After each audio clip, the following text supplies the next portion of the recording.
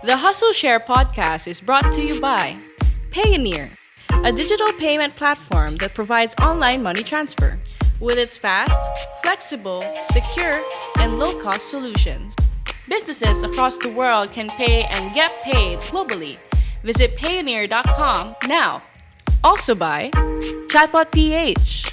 Save time and effort for your business. Automate how your team does customer service, marketing, and key redundant processes, all by using a chatbot. Invest in your own chatbot now and use AI to run your business. Go to www.chatbot.ph. There's only three things that YC looks for: team, the time, and the traction. The team is the most important. Show that you're the right team. You have a technical co-founder. You have something to prove that you can actually do shit. Welcome to Hustle Share, the podcast that features the daily grinds of unique hustlers around the world, to show not our differences, but that our hustles are very much alike. Now here's your host, Ronster Bae-Pyong. Welcome to episode 49 of the Hustle Share podcast. My name is Ronster, and I'm your host. And this episode is powered by Payoneer, a digital payment platform that provides online money transfer, empowering businesses around the world to grow globally. We are a proud affiliate of the Podcast Network Asia, and before we begin, I'd like to remind you that this podcast is for adults only, so make sure there are no kids when you're listening to this. Because today we're going to be talking to the hottest startup from the Philippines. And fresh out of Y Combinator, we're going to be talking to their CEO, Mr. Francis Plaza of PayMongo. And today is one of those special episodes because PayMongo is one of two Filipino startups that have ever been to Y Combinator. And if you're not aware of what Y Combinator is the most prestigious startup accelerator in the world.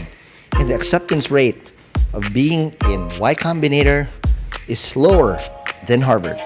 But before we do a deep dive of how this team was able to make it, Francis is going to share his journey of how he started out as a student in Leyte and how he was able to hustle to get in Philippine science, all the way to how he was able to study in the Massachusetts Institute of Technology when he was in college. Francis is also going to share his early struggles while he was studying at MIT and how he was able to overcome them with his first few hustles while he was in the States. Francis is also going to share why he went back to the Philippines and how PayMongo came to be and how they were able to apply in Y Combinator and what it felt like when they found out that they were being accepted.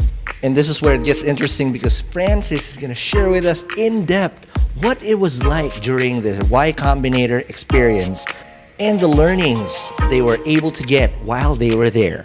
And as usual, don't forget to take down notes because Francis is going to share a lot of learnings that you can use if you want to join Y Combinator in the future. So if you're ready to learn the hustle of getting into Y Combinator, let's begin this episode right now. Welcome to the latest episode of the Hustle Share podcast. We are with someone that I had to fucking make room for. I've been bugging this guy. I'm pretty sure he's annoyed. But because I kept bugging him like a bitch. And by the way, we can cuss here. Okay. Right? So we have here CEO of the hottest startup in the Philippines today, PayMongo. But before we start, I'd like to again thank you to our network, Podcast Network Asia, whose studios are located in We Remote Co-working here in Metro Walk in Pasig City, for helping us out with our show. And if you guys want to check out, please do follow us on Instagram at Podcast Network Asia, or check out our website at podcastnetwork.asia. So, Francis, Thank you for making time. Sure, thanks for having me. Yeah. No, dude, I love your shirt. So I made Arbor the striped shirt in their Singapore office. Because when they opened, I was like, fuck, I gotta have their swag. So the reason, there's two reasons why you're here today. Yep. Number one, I'm so impressed with your hustle. You're so young and so much promise and whatnot. And second thing is, I'm your customer. Okay. Why? Because in my past two startups, the biggest bitch I had to fuck with is payments. Right. Okay, I'll tell you everyone. why. Yeah. Right? I'll tell you why. The reason why I incorporated Chatbot PH in Singapore is because I tried using Stripe for my first startup, Guestlist.ph, a nightlife app. Okay. And my business model was it's a freemium. And in order for that to work, you charge recurring payments. Right. Of course. And there's no way you can do that done with existing payments here before. Okay. Prior to you guys. Okay. And I had to use Stripe, and the only program I can get that on is Stripe Atlas. Where you're gonna fucking do the Delaware weird and fucking all that, shit. yes. And then when I found out that, holy fuck, they're gonna be in Singapore, yeah. right? Through 500 Startup, shout out Kylie Ang and Peruse of Stripe. Holy shit, that's like, wow, that's it. So on my next startup, I made sure that I can have Stripe straight up. So I incorporated in Singapore. Okay. But before I blab my Got mouth, Francis, what's your hustle? Sure. So I'm Francis. My background's actually in software engineering. Yes. I never thought of going into entrepreneurship. Right. So I did my computer science degree in Boston. Boston. Yeah. MIT, not just Boston, not the Celtics. This is MIT. Yeah. Right? Well, yeah. And then my dream growing up was just, be a software engineer, work Right. for Facebook and Google. And Right. then, I worked in the States and then realized the startup community here is growing. Right. And I decided to come back. And Right. And then you studied, again, I did a little bit of stalking on you. Yeah. Again, shout out to LinkedIn. You never pay us, but I always mention you. But you studied in Pisay. Yes, My I did. co-founder is from Pisay. Oh, okay, cool. Right. And Right. another person that wanted to ask a question on the show later is a co-alumnus, Katrina Chan. Oh, She has okay. a question for you, All also right. from Pisay. All right, I have cool. nothing but respect for people who studied in Pisay. Just walk us through. I always do this. We ride the hustle share time machine, and when we go back to how you started your grind and your hustle, Yeah. how did the love for technology start for you when you were young? Yeah, so I grew up actually like underprivileged. So none of my parents went to college. Wow. And then I grew up in a small town in Leyte. Wow, And Maupay. luckily I got I'm from my parents are from Northern Samar. My Oh, mom okay. is Northern Samar. So So you speak, Waray. Waray. Yeah, very fluently, but my Okay. Waray is different from the normal Leyte Waray. Oh, okay. Yes. Yeah, no, but I was in the south, so I Okay. spoke Cebuano. Masin. Or, Okay. Yeah. Cool. So I was lucky enough to get a scholarship to go to Pisay. Yes. And then that was 2005, where I think the hottest game was Ragnarok, Level Up games and all Yes. that. Shout but out. Yeah. So the former CEO of Ragnarok was a guest here before. Oh, okay. It's Minette Navarrete of Kickstart. Oh, she was pala. Okay, I didn't know that. So Okay. she was right in the thing of pourings and what. If you want to Right, learn her right. hustle, check out all the backstories and whatnot. Okay. So you got it. Ragnarok was the inspiration. Yes. So, but I was a high school kid, didn't Okay. have the money to play. Yep. So my goal was, what if I could create my own server so that I don't have to buy those expensive Level Up games cards. Yep. So I was 9, and with no money, I basically just read and taught myself how to code in order to build my own server. So I would spend like hours in internet cafe, 20 pesos an hour, to teach myself that. God. 6 months into freshman year of high school, Right. I ended up building my own server. I was the game master in my high school and all No that. fucking way. Yeah. That is amazing. So that's how I got into computer science, and then basically ever since I was 10, it's like dreamt of being a software engineer. Right. That's amazing. Oh my God. Then walk us through. Yeah. Pisay to fucking MIT. Yeah. How did that happen, bro? Like, holy shit. That's like that. Can you just provide some context here? What is MIT and how hard is it to get to the Massachusetts Institute of... This is not MIT, not Mapua. Okay, I'm sorry. I'm going to fuck you up with this. It's not Mapua. It's Massachusetts Institute of Technology. Yeah. How did you get there? Yeah, no, so I never really thought of going abroad for college. Mm-hmm. My dream school was, I grew up in Leyte. I always wanted to go to Manila. It's like, Right. this place I've never been. But then going to senior year, parang, I realized everybody was going to UP, everybody was going to Ateneo, and I was like, Right. I want to be different. Wow. So I went into like Google and was like, okay, where's Harvard? So Harvard was the only school I knew outside of the Philippines. Yes. So it was like, I look at Google Maps. It was in Cambridge, Massachusetts. I was like, not Cambridge Analytica. Okay, so yeah. So I was like Right. looking around the city, Google Street Maps, Okay. and parang like 2 miles away was this school called MIT. I haven't heard of it. Oh, it's like Mapua has a branch. Yeah, something like that. And then that was the year when the movie Knowing was released. Knowing. Yeah, I What's think Knowing that's- again? Let me just juggle that right now. Yeah, it's like Nicolas Cage movie. Like the world was ending, and he was this MIT professor trying to save the world. Oh my God! Really? Yeah, Okay. So yeah, and then so I did my research and was like, holy hell, this is a school I want to be in. Yes. Okay. So the next day I told my mom I needed like 20,000 pesos to apply for an SAT. She didn't know what it was, but she was Okay. like, yeah, I have some extra money. Flew to Wow. Manila like parang 2 weeks after Okay. to take the exam. So it was just so random. And then an MIT alum reached out. He wanted to do an interview. He flew to Leyte to meet me, like this American guy. My God. I was like 14, turning 15. Holy shit. But I'm getting goosebumps right now listening to this because this is straight out of the movie stuff. Just provide some context. Yeah. Who are the popular startup founders that graduated from MIT? yeah, actually, like the top 2 YC companies have MITs in the founding team. Like Airbnb has Joe Gebbia. He did. I think like media in the MIT Media See. Lab, Okay. and of course Stripe. Patrick Yeah. Collison was 3 years ahead of me. Actually heard of like Stripe when it was still Dev Payments. Wow. When Patrick was just doing it like out of Right. like when he was still in college. But yeah, so those are the guys and many others, of And course. many others before Yeah, you. yeah, Again, this is definitely. like the league of all leagues. How was that experience being in MIT? I don't know. I've interviewed several people who have studied in the States. Yeah. But you coming from the province, growing up there, how was that a culture shock to now be in MIT where Yeah. it's like the mecca of all science and all Yeah. that? How was that experience for you? No, it was a total culture shock. I mean, Right. I could speak English, but language Not and bashing or- language and actual culture are totally different. Right. And I was 15 when I went to college. Like turning 16 at What that the time. fuck? Are you kidding me? And Wow. my peers were like 18, 19, some of them were Wow, 20. so you're the kid. Yeah, I was the kid there. Barely legal to join any friend party. I turned 21 after I graduated college. So imagine, like drinking age was 21, so that sucks. I couldn't have fun. But yeah, no, it's just total culture shock. The first year was so hard. Like there were times that I wanted to go back to the Philippines, but How did you make ends meet on that one? I mean, is it when you say a scholarship, were there monetary support that is being done? How yeah, did no, you- I got a full ride Okay. to go to MIT. Okay.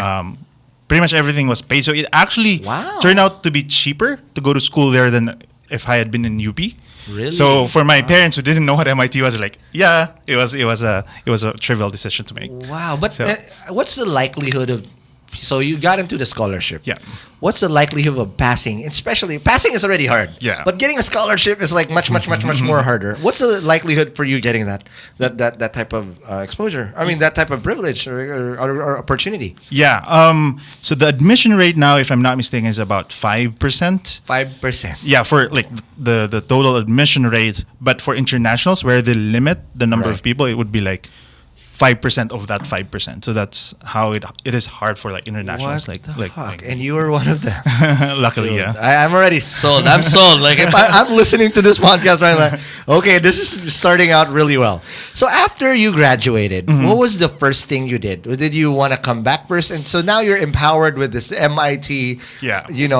Da Vinci Code and whatnot, right? What did you take up in MIT again? I did computer science and economics. Dude, Yeah. that is amazing. What was the key learnings you learned in that experience that, I mean, just going in hindsight, like, holy shit, how does the academe and how is that coming out? Was there a lot of bravado or whatnot? Or how was that? Because you're 21, literally drinking age, Yeah. legal drinking age.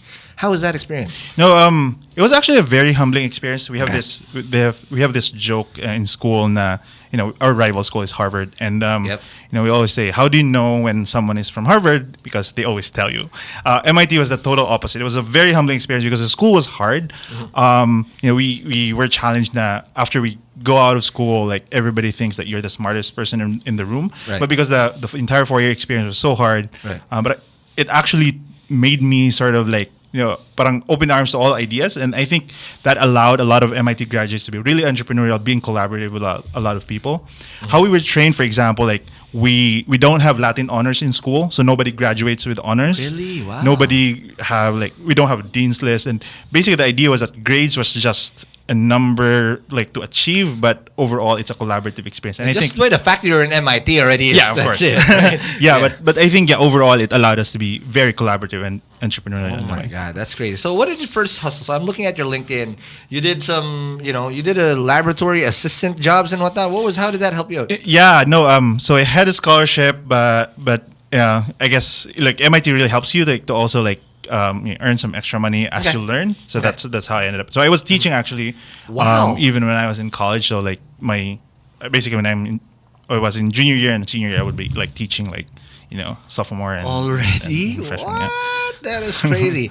What's one hustle that you did on the side that you remember while doing this? Like in college or in college. Well, I would say because I would say the most memorable one was like working with Tim Berners-Lee. Okay. He's Tim Berners-Lee? He's the guy who created the World Wide Web, basically. Do you fucking understand who this guy is? That's crazy. Okay. So I spent like 2 semesters working for his lab. So like I don't know if you're familiar, but they have this thing called the semantic web, Web 3.0, which is like trying to change the web. I think it's still far from being mainstream because all these big companies are trying to prevent. And people are that. dumb right now. They don't Yeah. even know how to tell it's fake news. And all that, yeah. But yeah, no, I was part of that team actually just creating like test suites for Web 3.0, but yeah, it's still a long way to go. That is amazing. Yeah. Okay, now after this, you did Oracle. Yes, so that's my first job out of college. Yeah. Okay.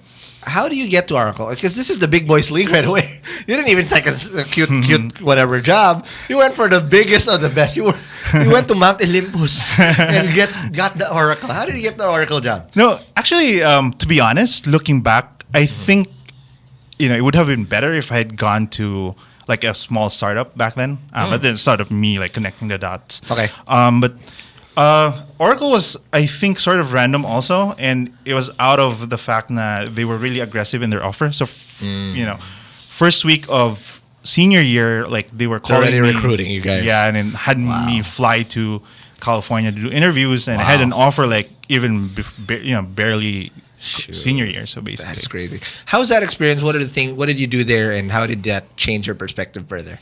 Yeah, so that was my first job. I didn't know like what corporate job would be. Right.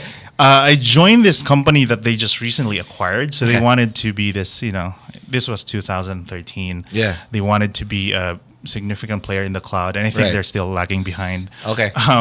So they bought this company called Vitru, which was based in Atlanta. It was the dirty South. Yeah, in the South. The Migos. That's where the Migos come from. Yeah. Those guys.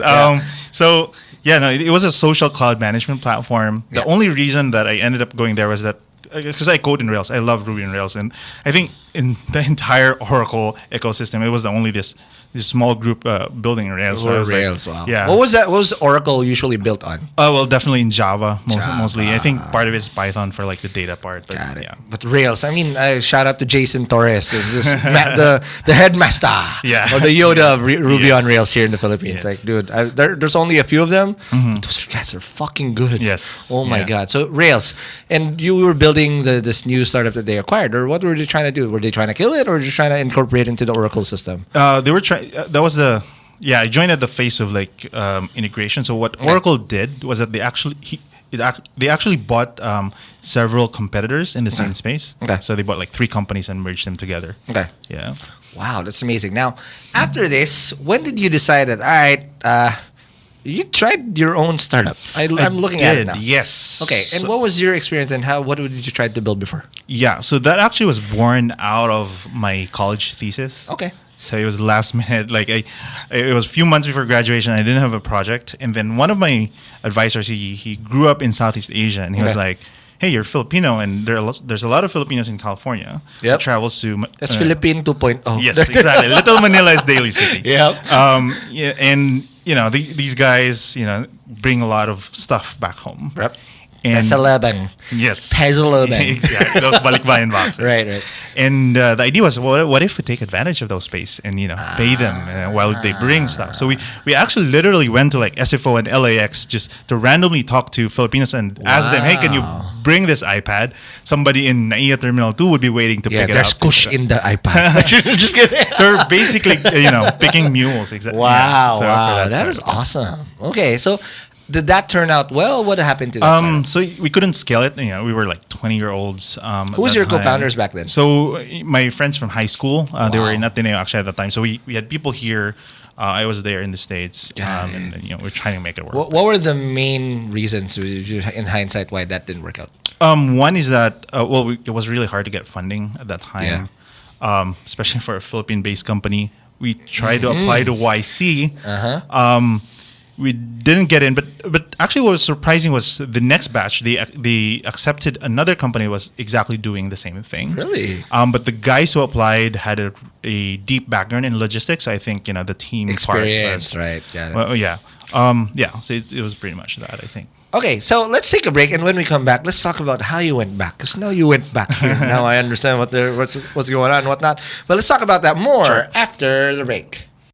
Hey hustlers, let's take a quick break from the episode to talk about a big mistake I did early in my own hustle as a startup founder. And that's going all in on my startup without having any other source of income.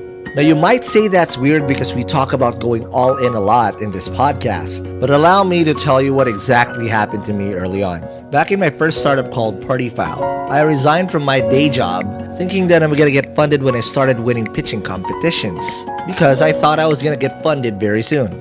But the reality is, it took me 3 years to get funded, and I was very broke during that time. And just because I wanted to go all in, I didn't take any side hustle.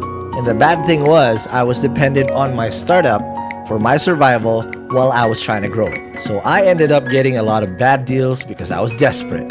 So in my next startup, which is Chatbot PH, I made sure that I'm not going to make the same mistake. So I got into the art of freelancing. By making enough money on the side to make ends meet, it allowed my startup to flourish and get acquired in just 12 months after I put it up. But that wouldn't happen if I didn't get paid on time.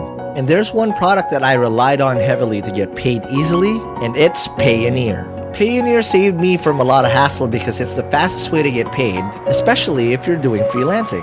And the cool thing about it is that it goes straight to your bank account, so you don't have to worry about your money getting stuck in a wallet somewhere. So whether you're a freelancer, e-commerce seller, digital marketer, or any hustler that requires B2B payment, I highly recommend that you use Payoneer to get your money.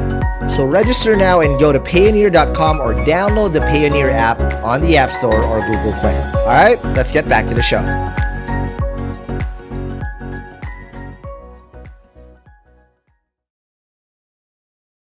And we're back from the break. We're still with the guy who's really blowing me away. Just 15 minutes and I'm already like, what the fuck? That's crazy. So Francis, before the break, you told me that, you put your startup, it didn't work out. When did you decide to come back here in the Philippines? And why did you decide to come back? Yeah, so that was late 2014. It was sort of, I guess, there were a lot of factors that happened there. Right. Oracle was applying on my behalf for a green card. Okay. So I was there really hoping that I was set for the American dream, as they call it.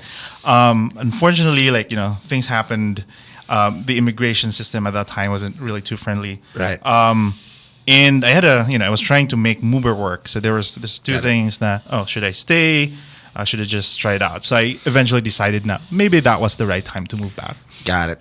And then what did you do when you came back? Because now, just put it, say I'm from MIT and just fucking showed your shit. I'm pretty sure. And you did crazy hustles here. You were a lecturer in Ateneo, you were a consultant in Globe, you were a consultant in Smart and Closing PLD. These are all telcos. Yes. Why? I guess my initial network here in Manila were folks from Globe, from the telco industry. And basically that was the period of my life that I was still trying to figure out what kind of stuff I would want to do back here. Mm-hmm. Yeah. And what did you initially do for these telcos? Yeah, for Globe, that was when that was 2014. That was the time they were forming their data team. Got it. So there were a lot of things going on in the company. So we were there just, trying to do experiments within the data team. Got it. Okay, so that's okay. We don't want to divulge Ernest kung mas listening. We don't want them angry. Okay. Yeah, exactly. Yeah, so that's good. But in terms of experience, coming from an MIT Oracle standpoint, now what were the stark differences that you were now able to tell? Like, holy shit, I came from the Mecca and now I'm back in the boondocks. Yes. So what was that like?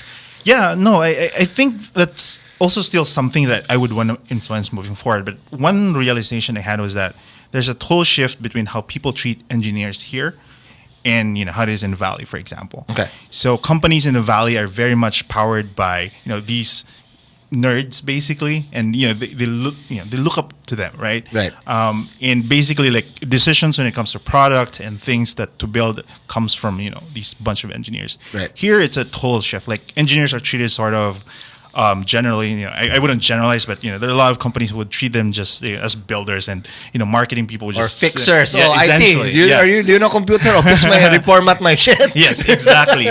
They always do that. Yeah, and I think if we can shift towards sort of like an engineering centric community, I think that would help us innovate more. And I totally agree. Again, just giving a foresight of what Right. we're going to be discussing in a bit.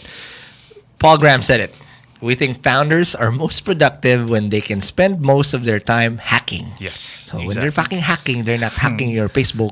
Okay, they're hacking. And what he said more, our goal is to create an environment where you can focus exclusively on building product and Right. talking to users. Yeah, totally agree. Exactly. But before we do that again, now after this, you joined a startup here, Magpie. Yes, yeah. Right. What did you do for Magpie, and how did you meet Tito Dom? Yes, And so how no, did you do that? Dom and I have known each other since I was actually like in college. Because Wow, okay. when I was in college, I would go home to the Philippines every summer, funded Okay. by MIT to teach in UP. Wow, really? And we needed like local sponsors, and Okay. Globe was sponsoring, so Okay. he was at Globe at that time. So, but yeah, no, Dom and I have been working in Globe and Smart, and he was building this Magpie, Right. payments platform at the Yes. time. And I was like, hey, I would consult for him, and eventually ended up helping him build Got it. also the first version of it. Yeah, the MVP. And then you had to leave after like a few months. Yes, it was a quick stint while I was preparing for a move to Europe. So I spent a year in Europe, basically. Okay, after where that. in Europe? Amsterdam, where the action happens. Yes. Weed is legal. Yes. And that's like where, Amsterdam airport is like the fucking, Yeah. the Hong Kong airport where everything congregates if you're trying to go. What did you do in Amsterdam aside from the illegals? I mean, it's legal stuff there. What did you do in Amsterdam, and how did you change that perspective again? So now you're immersed Philippines, MIT, now Europe. What Yeah. was that experience like for you? Yeah. So after spending like I would say less than a year in the Philippines, but I realized I guess at the time I wasn't fully ready to be back here. Okay. So I decided, I really don't want to go back to the US. Okay. And this is sort of the year where I want to sort of just travel and see what's out there, and maybe I could come back and bring them back. Yeah. So I decided to be in Europe. I met this YC company actually in Amsterdam called Okay. Impraise. Okay. Basically what happened was I worked for them as a software engineer, but pretty much almost all the time I would be traveling around Europe while I was working also. So that was a good year where I was sort of just reflecting of what I really wanted to do, essentially. That's amazing. And then after that, how long did you stay there? Almost a year, actually. It's about a year, yeah. Okay, and then you went back here? What was the next step for you? Yes, that was 2016. Okay. I guess in the electoral sense, frustrating for me. Okay, I had because? elections here and elections in the US. I was mostly tuning into the American elections at that Yeah. time.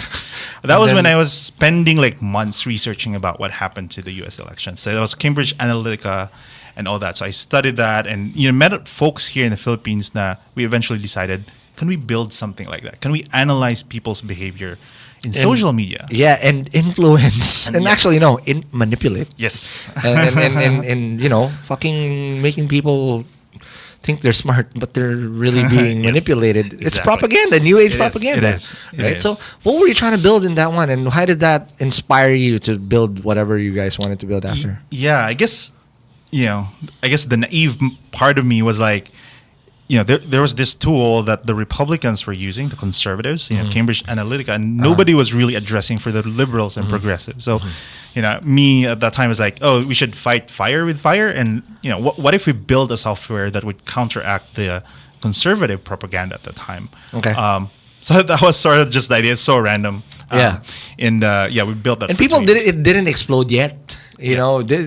Some people knew, and they were in broad daylight. Yeah. They were celebrating left and right. Yeah, we did Brexit, we did fucking Yeah. Trump and Yeah. whatnot, and people didn't get until the Facebook thing Yes, it happened. happened, yeah. Right, and then Facebook thing happened, that also impacted us. At least in the chatbot game, fuck, like Right, it's so yeah. hard. Oh, Nobody yeah, can the fucking APIs were closed exactly, and all and that, it's yeah. so hard. It's like I to the point where I had to go to F8 just to fucking think, like, hey, are we gonna have our bots up right? Like, just like there's so much. My pipeline is fucking crazy, and I can't launch anything. Exactly. Right. So, okay. Now my question before PayMongo. Yeah. What were the next hustles you did, and how did you eventually decide? All right, let's do this shit. Yeah. Okay.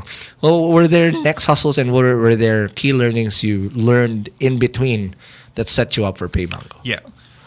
So with that, we did social analytics for 2 years. Okay. And that's where I actually met my team. Okay. And Who's your team? Let's just give a shout out to them. Sure, yeah, no. My CTO definitely Jaime. Jaime? I met Edwin doing that because he was the presidential spokesperson for President Aquino. Edwin Lacerda. Yes. The last sensible presidential spokesperson we've had, because the last ones we've had now are fucking like, what the fuck, right? It's fucking crazy. No, let's just call a spade a spade. It's like, fucking, what the fuck is going on in this fucking government, man? Okay. Yes. Yeah. So Right. that's where I met them and formed my team also. We have 5 engineers in the team now. That's where we started. And I think, we eventually, folded what we were doing because Facebook APIs were closed. We couldn't really come up with a good, viable product. But Got it. One learning I had was that, I had a good team. I had a team Yeah. that can actually make things work. And I realized that we could build whatever we wanted. What were the key skills? Are there any redundancies? Because when you say you have a good team, Yeah. it's not just like, oh, they're nice, they get Yes. along well. That's more than that. What were the key skills that was in the team? Right, yeah. So this is actually like, sort of just an insight. This is actually how I would hire and do interview, is that when I would give them a problem they could do over a weekend. Okay. And then intentionally make it, quite quirky hard so that they would fail on the interview. Okay. And my goal was that to see how they would recover and actually find, think out of the box how to solve a failure. Wow. And that's how I picked this team. Got Basically, like, people they wouldn't necessarily get things right in the beginning, but would not, fold into like, phases of failures. And to me, like, I was able to form this team that whatever, anything tough that comes with, parang we can always find a way together. Right. Yeah. It just so happens that, you were victims of the circumstances as well with whatever you were trying to build. Yes. Now let's ask the $1 million question. How did PayMongo begin? Is it Mongo? Is it really? Is it the Mongo that becomes Toge? So when you grew, you pay Toge? Well, that's the story you tell now. We Right. started actually with a totally different name. Okay. It was called Equiac because, so here's the background. Okay. The requirement was we needed to have a .com domain. Of course. Yeah, that was you should. Yeah, that was Yeah. not debatable at all. Yeah. But we didn't want to pay like tens of thousands of dollars Yep, to get yep. unavailable ones. So I would be lurking in expireddomains.net just to look for Wow. available recently expired Right. ones. Just like Hustle Share. Apparently this Hustle Share shit Really? was a fucking like a Bear Share, LimeWire kind of shit before. okay. It's like, why are my SEO so down? And I fucking looked the Wayback Machine. It's like, okay. what the fuck? This is used to be this shit before. So now I'm just trying to build that up. So sorry, Yeah. going back. So you look for a good .com domain that's already been like foreclosed. Yes, That's what yes, it is. yes, right? exactly. Yeah. So, but also the requirement was it should be 6 letters or less. Kasi para, it's the brand. But it's really hard though. It's really hard to find one that's like Super. that. So again, and people like to fucking use weird fucking names or or whatever. Yeah. Right? No, that's how 6 we letters and less than 3 syllables. Yes. That's what they say. Yes. Right? But that's how we ended up with a first name. There was like Equiac, which is really hard to pronounce. Yeah. We made a bullshit story now. Okay, that's the name. What can we tell about it? And apparently it sort of sounded like equitable access, which is payments for us. So parang we sort of that's how we told our story in the beginning. But when we did our YC interview, the lady who was assisting us to do the interview couldn't even pronounce it. So it was like, okay, we should change this. A quiac. yeah, it could be that Equac or something like that. So yeah, that's how PayMongo's story was very similar. Expireddomains.net again. Got it. So instead of doing 6 letters, I extended it to 8. Got it. So It's just fine, okay, but it's a nice name. Yes. And it also has a Filipino to it, right? Exactly. It's Mongo. It's Yes. fucking, if you want gout, then that's what you eat. Yeah, and it's synonymous to growth. So that's Correct. I guess now the position is how we help people or businesses grow. Okay, so let's just call a spade for those people who still don't know till now what a PayMongo, what PayMongo is. What's the problem you're trying to solve with PayMongo? Yes. So the internet economy in the Philippines is growing fast. Yes. So, we're doing like 30% year over year. And as more and more people participate in the digital economy, we need to make it, easy for businesses to go online. Payments. Holy shit. The bottom line is everybody needs to get paid if they want to sell something online, right? I mean, Hey, fucking mess. Yeah. But when you look at the space, getting payments is actually really hard. Like it would take you months, Dude. right? And the integration Yeah, is like it's painful. crazy. Yes. So, if businesses like spend time focusing on that, they lose sight of what they're actually doing. Exactly. So our idea is and that then they're always catching tail. yes, The expenses don't stop. yeah, You gotta pay on time. Exactly. And then your fucking paper trail, your accounts receivable, Yes. it's there forever, Exactly. right? And then cash is fucking. There's so many loopholes. yes, Right? totally. So the idea was that it should be the least of your problem. Got it. And as Paul Graham would say, a startup that helps another startup make money will always make money. So it's sort of like why don't we help the community and everybody makes money and let's grow this internet economy. But how did you want to do it differently? Because there's a lot. This is also a very crowded space. It is, yes. How did you stand out from that pile? Right. With your expertise, because you're doing amazing shit. Like this is if in your position. I love how you positioned it. Stripe of the Philippines. Yes. When you fucking say Stripe, okay, I'm down. Fuck PayPal right now. I'm just saying, but I'm not. I got burned by PayPal. I got held so much, like I don't know, a couple, like $15,000 Yes. held up for 6 months for Yes. nothing just because of they have to fucking. Yeah. Like, dude, that can make so much payroll already. Exactly. Right. And why that positioning and how did you stand out? Right. No, I mean, you're right. Like, there's a lot of players in the space. Yeah. I mean, it's pretty crowded. But when you look at them, it hasn't really solved like the core problems of like No. starting up, right? Lengthy paperwork, like those long negotiations you have to do, and then the fees, right? Like, the one that we know one that charges you like 30,000 pesos, which is for a small Stupid. business, it's Right. a lot of money. That's already gutting yourself in the Exactly. jugular. Yeah. Right there. And once you pay that, you'd be given this PDF file of like 70 pages of API, diba?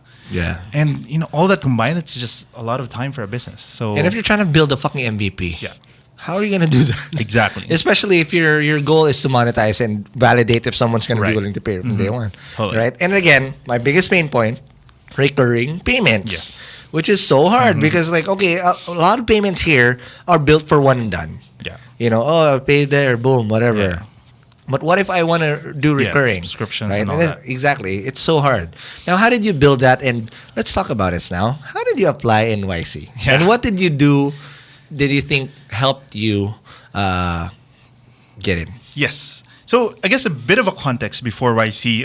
Okay. So I had my team. So we sort of left doing social analytics. We needed to figure out what we wanted to do. Right. So we had this sort of like phase in our life na parang we didn't know what it is that we want to do.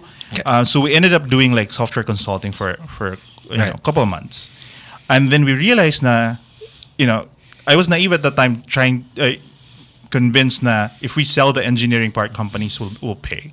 Yeah. But I realized companies here don't really want to pay for engineers. And they want a website, but they don't really want. They want quality website, but for half the price. My WordPress is still just here. Fucking shit. Exactly. So doing that for 6 months, we were running out of cash, but I had a team who can build. Right. So mid March we were like, let's build something, and we had background in payments and a bit of logistics before. So we're like, yeah, let's do that. Mm-hmm. And then when I was like, oh, we need funding. Yeah. I didn't realize it was YC deadline. So it was a days before the YC deadline. actually. Days. So Wow. no revenue, no line of code. Like I just applied with a dream and a vision. Essentially, like I had this Right. team. This is our background. This is what we want to do. This is how painful it is now. Yeah. Sort of painted that entire story, and I guess the rest is history. Got it. We'll ask that later and then on tips on how to get there. Sure. But after this, let's just also provide more context. Sure. If getting to MIT is already hard, they say it's much more harder to Yeah. get to Y Combinator. Yes. Right? What are the stats like? Yeah, only about 1.5% get in every batch. So fuck? yes, it's harder than Stanford, which is the hardest college to get Yeah, into. that's the Ivy League of Ivy Leagues. And what? That's harder than fucking Stanford. Yes. 1.5%. Just Yes. put things into perspective. If 10,000 people applied, or 10,000 teams applied, only 1.5% Yeah. will get in. Yeah, But when they get, okay, how did that experience, when you found out that, Paymongo or Equiac at that time, Yeah. you're in. What was that experience for you guys? Even getting the first video interview, it was. You're freaking out already. Yeah, we were freaking out. I mean, we were asked to do an interview the next day. We would be prepare, we hadn't had sleep at that time, just Yeah, yeah. preparing. Okay. To me, even getting that interview was a stamp already that we were doing something right. So even if we Yes. did not end up getting in, we were really Exactly. persevering. Essentially. Okay, now, how did you find out that you really got in? And what was that experience with the team? I'm pretty sure that was just an unreal experience for you guys. Yes, yeah, no. So April, so that was when they asked us to do a video interview. Yeah. So there's this partner. April, just this year in 2019. Yes, April. Wow. So Okay. basically a month after I submitted our application. So there's this guy, Tim Brady. He's one of the partners. He was Not Tom Brady. No, Tim not Tom Brady. Okay. Yeah, it sounded like Tom Brady. Okay. And he's the first employee of Yahoo. He's this rich AF guy. Wow.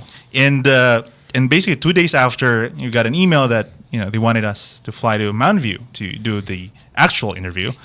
So we got the video interview. I was already happy. I was we were way more than happy. Yeah. Knowing that we were going to Mountain View. But at that time we had nothing, no revenue, no transactions. The good thing was they scheduled our interview a month later.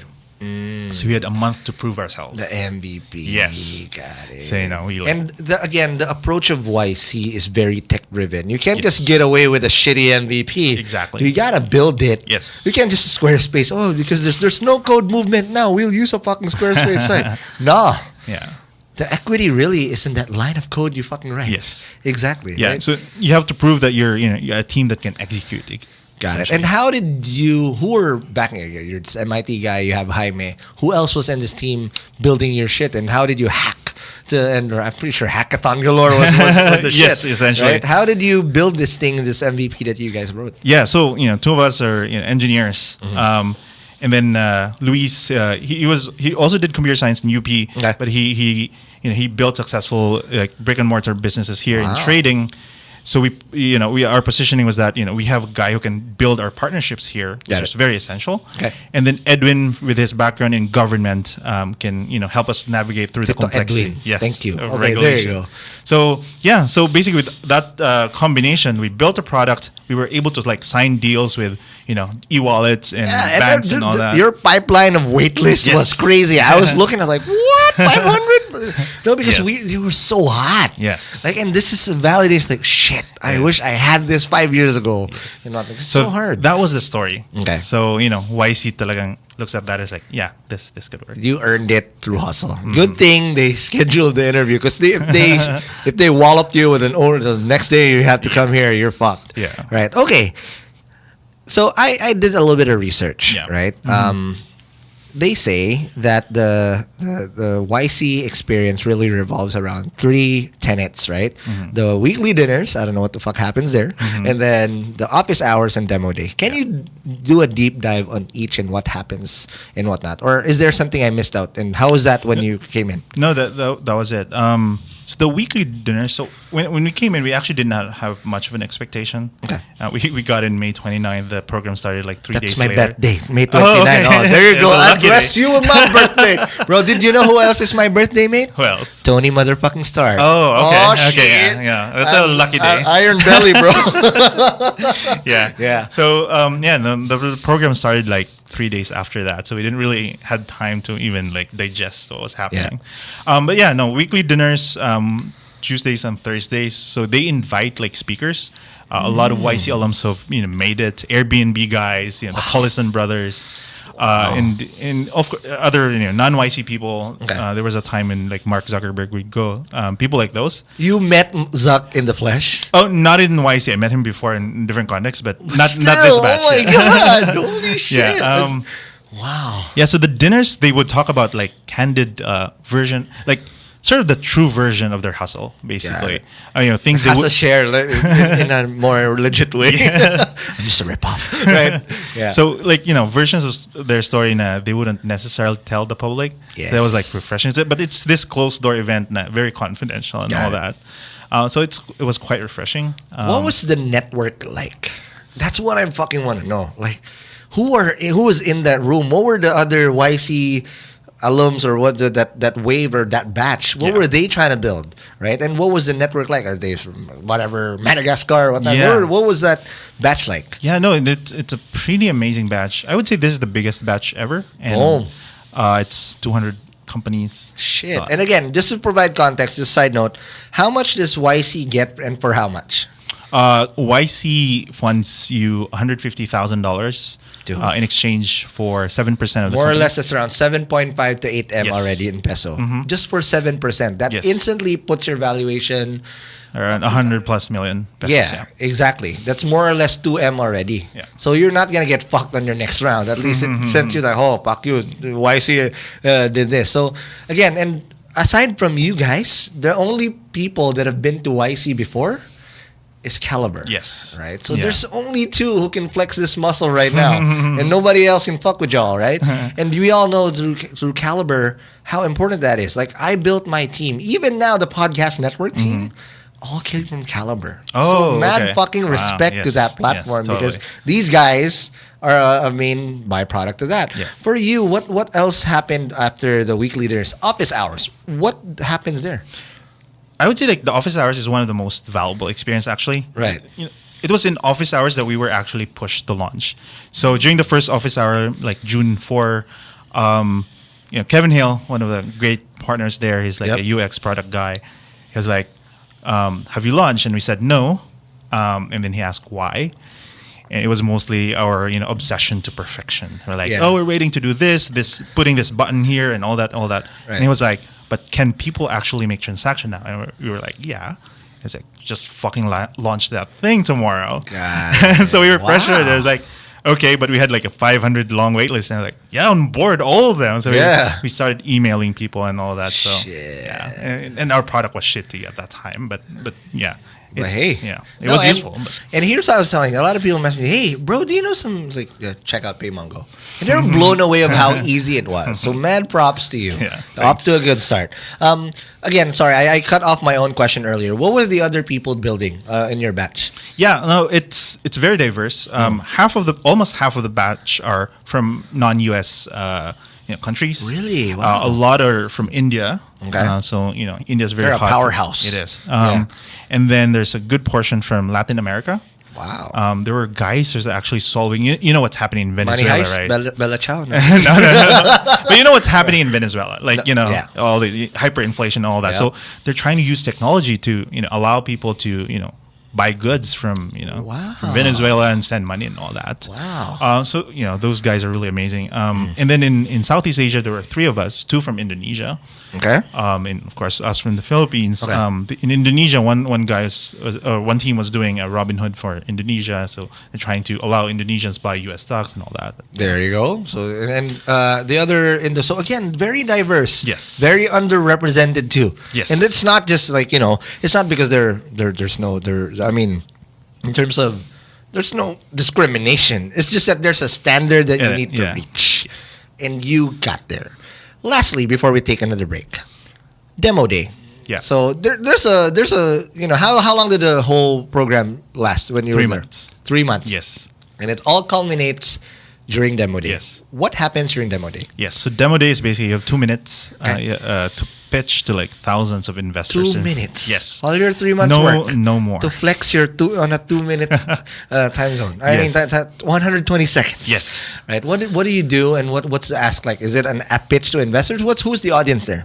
So these are investors from from top firms to like angel investors. So we have people from Sequoia, Founders Fund, Sequoia, si Ati. yeah, Just kidding. yeah, those Right. guys. Right. Yeah, but I would say that was the most we prepared for a 2-minute thing. Wow. In as much as our 10-minute interview was also the most we prepared for a 10-minute thing. Wow. So yeah, no, YC helps you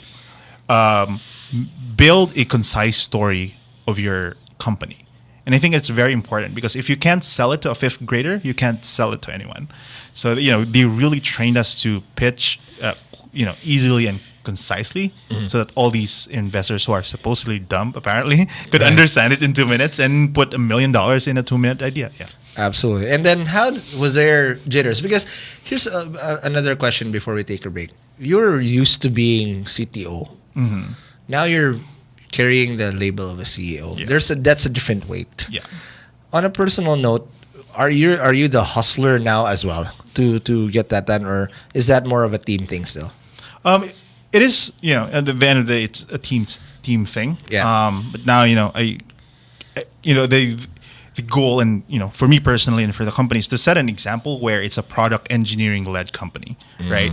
Where we think about, what it is we're actually building, how we talk to our users, right? And having like a person on the, leading the team who can wear both hats in the business and engineering. I think that's an example that we want to set here, at least locally. That is amazing. Again, let's just take another break, and when we come back, let's pay it forward furthermore to those people that actually want to, fall into the footsteps. Because now, again, the floodgates are open. It's not a chamba anymore. That's just Caliber that got in. Now there's 2. We need more. Yes. Because that's the only time we're actually going to go mainstream. They're still underrepresented, and there's not enough startups still. Yeah. Quality startups too, by the way. But let's talk about that more after the break. Effective automation is the best way for businesses to stay competitive.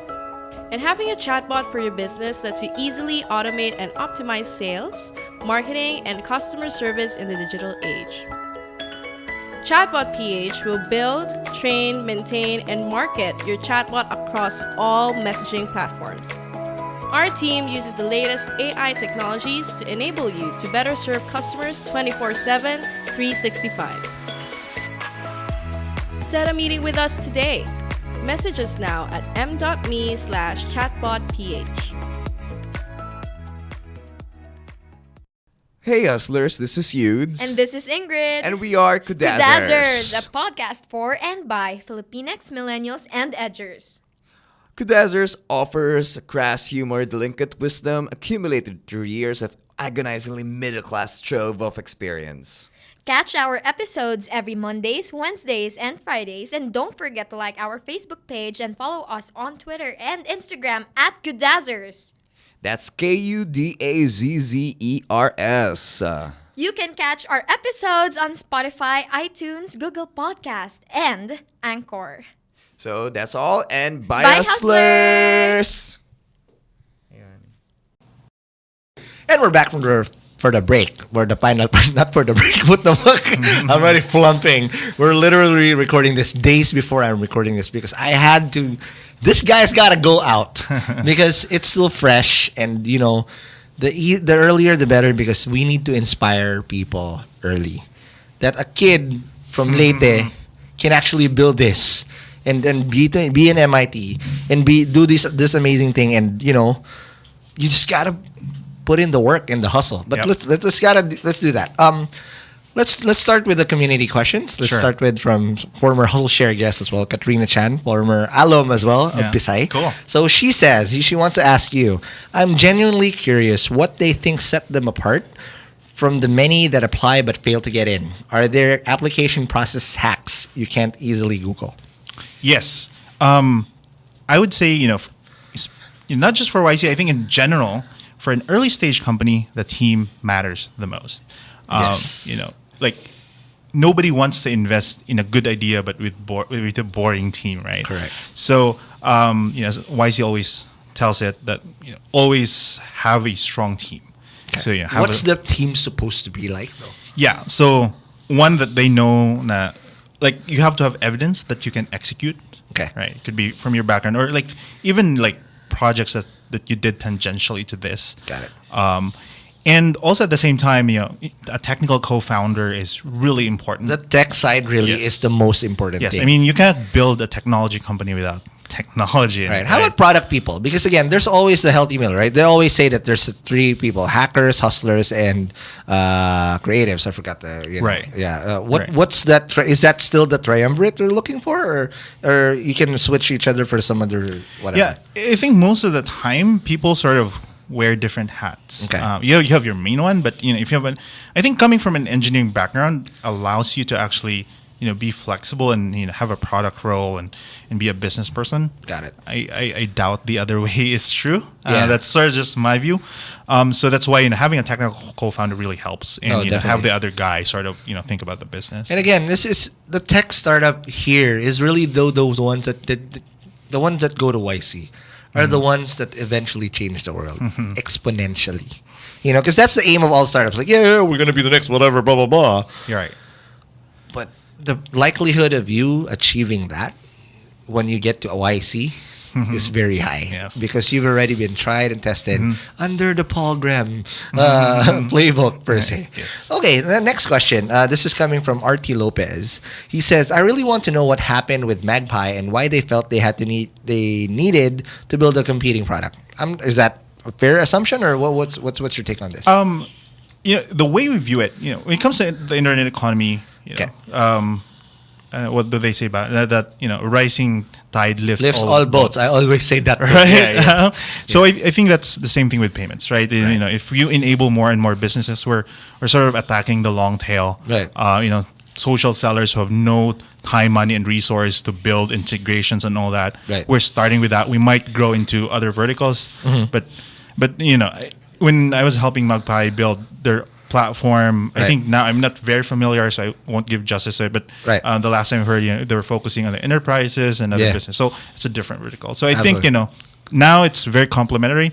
Right. As YC always says it. You don't worry about competitors in the beginning because most likely you'll kill yourself than your competitors. Exactly. So that's how I see it. Absolutely. And that's great. And I agree. When you say rising tide lifts all boats, like nobody really monopolizes a market anyway. Right. Like for example, Exactly. in chatbots, right? I'm good friends with my competitors, specifically Gian Delrama. Yeah. Like, and that's where he always says that rising tide lifts all boats. Like, bro, before this we have a brotherhood because we were from Kickstart. We got invested on. Just so happens we're competing now, but there's more than enough space Totally. for everybody, especially in this Philippines where everybody's unbanked. There's this whole financial clusterfuck that we're in is there. So there's no need to do that. But you're doing you're blazing your own trail. Right. Now, what's next? After all of this, you came back, you have a brand new spanking office in BGC. Now you're under more pressure. Demo day is not just a cute mini pressure, It but is. now you're here to execute. Yes. Right? How are you building this team? What are the next steps you got to try to build to make Magpie, sorry, what the fuck? It's Pay Mongo. Sorry, shit. I'm fucked up. But Pay Mongo a Pay Toge. It becomes a full-blown And together. Toge, right? And become a fucking lumpia. No, how do you move forward? No. After demo day, we're back to the real world, with the Right. real hustle, essentially. So the long-term vision, really, starting with that. So we're starting with payments because that's how we can capture all these businesses and help them succeed in the internet economy. So short term, build all these partnerships to enable more options and capture all these merchants, help Right. them essentially get on board. But the way we see it is over time, this is going to be a bigger financial infrastructure play. Yes. So payments being the first, but we're actually going to be in the best position Yeah. to build this lasting partnership with these businesses together. Absolutely. And I think there's a lot more services that we can offer in the future. So build a team, focus on the product, and be relentlessly obsessive with the customers. And I think that's And build how- fast. And I don't know, an engineering team with as solid as a team as you are, especially if you a CEO who's Yeah. already a dev. Oh, fuck. Then you have Jaime, who's another solid dev, and all Yeah. these guys, dev-centric. You'll be attracting the best talent to work under you. Yeah, People that's the would goal. kill to just be a junior in your company, right? But in terms of how you build from here, is there any specific talents now you look for? Because you're telling me about the specific problem. Does that also apply to non-dev positions? Is that what you? Yes. So we're growing our engineering team because Right. we have to do all. We have a long pipeline of integrations to do. Right. But also at the same time, we believe in. I believe that our growth is dependent to the growth of the businesses on the platform. Exactly. Right? And part of that is ensuring their successes. So we want to focus, have a strong growth team as well, working Right. with all these businesses. The yeah. real fucking growth hackers, Yes. and you have one in the team, right?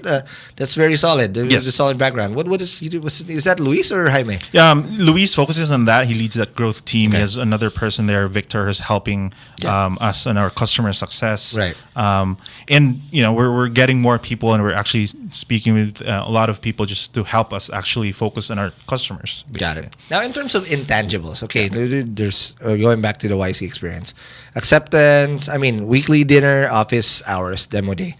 What are the intangibles that you also got? Aside from whatever's just out there that you left with, because this is the friendships, the network. What are those things that you left with from the YC experience that now give you an unfair advantage over everybody else and whatnot? Yeah, no, the network is really valuable. Like, I know that when I got in, but actually, like having that experience to talk to the network. Right. It's just an amazing experience. Like, we're just one email away from the Collison brothers of Stripe, for example, right? So, What's aside from them? Describe further what the network is. Is it demo day, dude? These are like the people with the biggest checks who can actually fucking understand tech and not gonna ask silly questions. Like, are you gonna be profitable? They want like, no, these people understand the long game. Yeah. What's that network like? Well, it's it's a combined valuation of $150 billion. So that's how crazy that network I is. turned to Little John Rowe. Holy shit! Yes, and some of these alums are actually invested in us also. So it's this network that just keeps on helping each other. essentially. Exactly. Yeah. It actually fucking gets it. Yes. Right? That they're playing the long game. It's not a bubble. Yeah. Right? Because it's a chicken and egg kind of thing, because the traditional business world looks at it like, oh, you're not the Fortune 5, you're not whatever. But you look at NASDAQ, the best fucking shit in there are tech companies. Yes. Right? Even WeWork, who's not really a tech company per se, not shitting on them, Yes. but is there and it's doing well. So Right. it's a testament to a new kind of business or a new way of business execution. Right. That it's not just all positive cash flow. That's one track. Yes. But there's so many other tracks how you can scale Yeah. and eventually do that. Yeah. Okay, what's next for you? I mean, this is very, very early in the game. I'm pretty Yes. sure 12 months down the road, if we eventually catch up for a part 2 of this, there are a lot of things you'll be able to share. What excites you now and what you're going to be building next? Well, I think one of and I guess YC helped us a lot in this, is that we were able to meet a lot of like investors in the Valley, for one. Okay. And we came in with this sort of notion that people don't understand the Philippines, they don't understand Southeast Asia. Right. And most of it is true, but Okay. we were able to meet people who, despite their lack of experience in this market, they're really gung ho about our growth. Absolutely. And I think it excites me the most because we have this backing from the Valley who are really supportive of us, and I think that will allow us to bring all these network and help this market grow even much faster. And let me tell you something. Sorry, let me cut Yeah, you off. sure. Not just the Valley, you have the whole country rooting for you. Thanks. At least the whole startup Yes. PH community is rooting for you, because your win is our win. You're Totally. paving the way, right? It's just like, holy shit. That's why I wanted to do this, because it's possible, guys. Right. Some guy, some kid that from Leyte to MIT and not to YC. What's next? There's already a pattern here. I'm not saying it's gonna be all pretty. You're gonna fuck up along the way. It's gonna be Fine, crazy. but you're there. You're in the best position to actually make the real first unicorn. Yeah, well, out of that's the a fold. lot of pressure, though. No. But we got you. Just know as well that from a support ecosystem, if you need anything else aside from the Valley, which is again a great card to have, we got your back, right? They might not say that to you, but I'm speaking in behalf. All right. We That's got amazing. you, kids. We got Tito Edwin. Okay, don't just because Tito Edwin, if you run, you need to get Tito Edwin to run Yes. with you. Okay, cool. All right, last question. So, in terms of what you call this advice, let's get it up. You're a dev by default. Yeah. What would be your advice, given you're in MIT? You're from MIT. What would be your advice for devs who want to become CEOs down the road? Because Right. that's all I hear this track all the time. I want to put my own startup up. What are the key skills they need to do, or what are the key things they need to do to be able to get to that transition? Right. Yeah. I would say engineers, software engineers are actually in the best position to build companies. One, Exactly. because they understand the technology, right? Right. And it's not all bullshit. And if they spend the time actually, trying to understand how businesses work and all that, Right. they're in so much better position. Exactly. I was lucky enough when I was in college. One of the Caliber co-founders, actually, Danny Castongue, he was Yeah. one of my mentors Wow. in college because he went to Sloan School of Management. Wow. At that time, I was like a nerd engineer, and he was trying to help me understand the business side of it. Right. So that's how I got into entrepreneurship. And I think if engineers would like be willing and spend time with business people and try to understand, they'd end up getting all those lessons, and they end up having actually more power because they understand the tech and the business at the same Yes, time. don't be averse to it. 'Cause sometimes there's an obsession with just the tech. Yes. And then you just like brush off. Then you need to understand the business case. Yeah. And then what skills do they need to develop too? Yeah. No. So actually, on that note, I always tell other engineers that you can write the best code, the most advanced algorithm. Like Google could do that, but if it takes them 10 clicks to search, nobody would use Google, right? So I tell engineers that we could build the best tech, but if nobody uses it, there's nothing there. Ain't right? nobody caring for that shit. Exactly. So, I think it's all about just the interest and trying to think the bigger picture. And that we need to build something that people want. Okay, now let's pay it forward now. What is your advice for people that want to join YC moving forward? What are your hacks? You just recently did a talk. What was like Yeah. the gist of that to get more people to at least have a better chance? Right. Not a guarantee, Yeah. but a better chance of getting in. Actually now is like really the right time to be applying, primarily because YC is growing. They're actually shifting a lot of focus towards internationals. Yeah. About almost half now are non-US Floodgates are companies. open already. Essentially, Yes. yes. So, but that would also attract more competition. But I guess that gives us opportunity as well. If you're not gonna try, you're not gonna get in. Totally, Right. totally. There's only three things that YC looks for: team, the time, and the traction. The team, it's the most important. Show that you're the right team. You have a technical co-founder.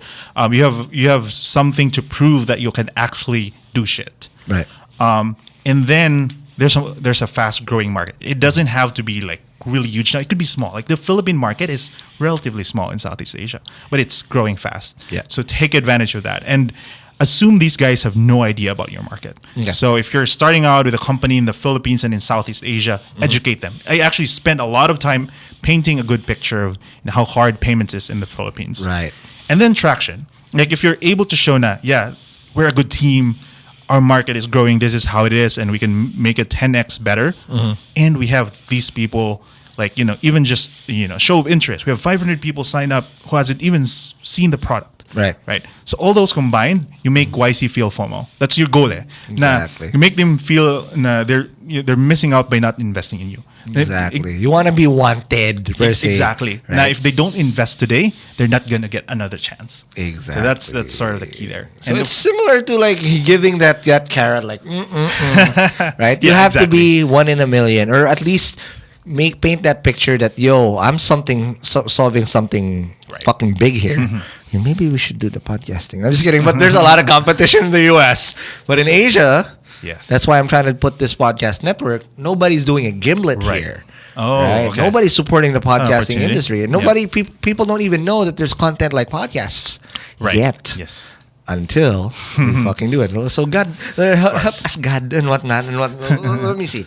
Okay, what's the biggest fuck up you've had so far? I'm just curious because through all the learnings and I mean, you're still very young. How old are you now?